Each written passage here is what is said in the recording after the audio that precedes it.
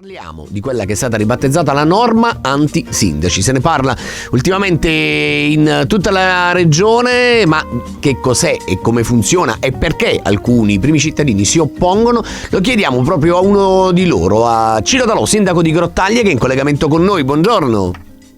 Buongiorno.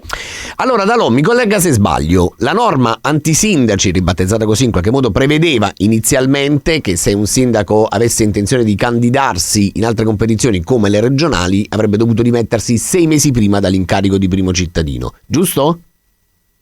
No, la norma che hanno introdotto dice questo, che bisogna dimettersi 6 mesi prima. 6 mesi prima, ok. Ovviamente questo è un paradosso, perché in tutta Italia, tutte le regioni consentono ai sindaci di candidarsi senza dimettersi, perché riconducono la candidatura del sindaco nell'alveo della incompatibilità, cioè una volta eletto, se eletto ti devi dimettere.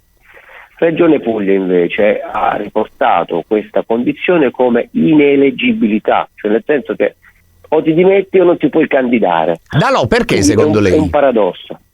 Perché secondo lei? Perché hanno paura dei sindaci, cioè i sindaci possono rappresentare probabilmente per qualche consigliere o per tanti consiglieri un competitor pericoloso, perché probabilmente a loro modo di vedere hanno un radicamento sul territorio. Però noi continuiamo a dire: ma è possibile che solo il sindaco sia, diciamo, questa forza sovrannaturale? Io faccio l'esempio: un assessore regionale uscente non è più forte di un sindaco, un consigliere regionale uscente non è più forte di un sindaco, visto la capacità di gestire. Sindaco, posso fare una domanda cattiva? Sì. Ma se una comunità vi ha eletti, Sì. perché cioè non sarebbe più giusto, più corretto terminare il mandato e poi pensare alle regionali?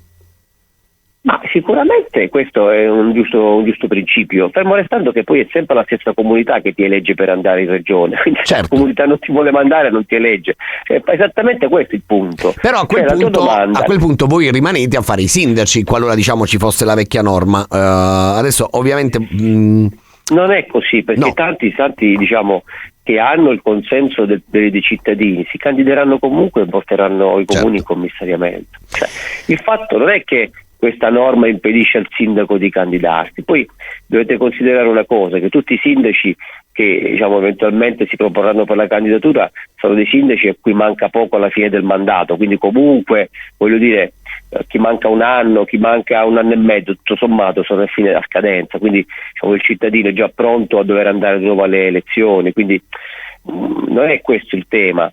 Ripeto, poi se il cittadino non vuole mandare il sindaco non lo elegge, come non lo rielegge al secondo mandato, al terzo mandato, altrimenti i sindaci uscenti sarebbero sempre rieletti in tutte le competizioni. Evidentemente non è così. Dalò, lei ha fatto anche un ricorso alla Corte Costituzionale? Sì, ho fatto più che un ricorso, si chiama opinione amici curi, nel senso che ho dato la mia visione, si fa una memoria sostanzialmente, perché non è proprio un ricorso, è una memoria ad adiuvandum per meglio spiegare le ragioni, diciamo, delle parti interessate. Quindi mi sono adoperato per proporre questa iniziativa. Memoria. Esatto, anche per spiegare bene, diciamo, non che la Corte Costituzionale abbia bisogno del mio aiuto, questo lo voglio dire in modo chiaro, però sicuramente un aspetto più, diciamo, riferito al territorio, alle dinamiche locali, secondo me può sicuramente, diciamo, aiutare a comprendere le dinamiche che sono in corso.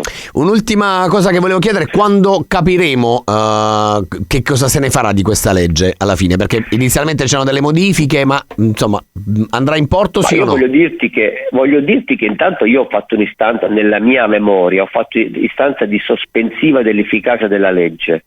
Quindi adesso la Corte Costituzionale dovrà valutare se sospendere l'efficacia della legge. Quindi questo è già il primo punto, cosa che non era stata fatta dal Ministero. Quindi mi sono adoperato in prima persona per chiedere questa cosa, perché ho motivato col presupposto che, siccome le elezioni avranno una scadenza e, diciamo, oltre la metà di aprile potrebbe esserci un terremoto, nel senso che dei sindaci si potrebbero dimettere per accedere, quindi per evitare questo terremoto amministrativo istituzionale è necessario sospendere gli effetti di questa legge. In attesa di capire che cosa se ne farà. Sì, poi in attesa della decisione finale. Poi la politica adesso pare che si stia attivando, ma si sta attivando in malo modo, perché stanno spiegando una cosa non vera, dicendo che nelle altre regioni i sindaci si devono dimettere 90 giorni prima, 60 giorni prima. Io vi invito a vedere tutte le leggi degli statuti regionali. Vi posso garantire che da nessuna parte il sindaco si deve dimettere prima della candidatura. Proprio ieri ho chiamato in Regione Emilia Romagna dei miei cari amici, diciamo, che sono consiglieri regionali, mi hanno detto no, quei sindaci si possono tranquillamente candidare, ovviamente poi devono dimettersi se eletti.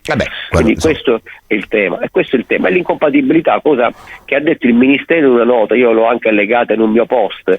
Il Ministero ha spiegato che solo la Regione Puglia ha modificato la norma sulle ineleggibilità, mentre tutti hanno introdotto la incompatibilità, quindi c'era una volontà già all'epoca di mantenere, bloccare i sindaci. Vedremo come andrà a finire.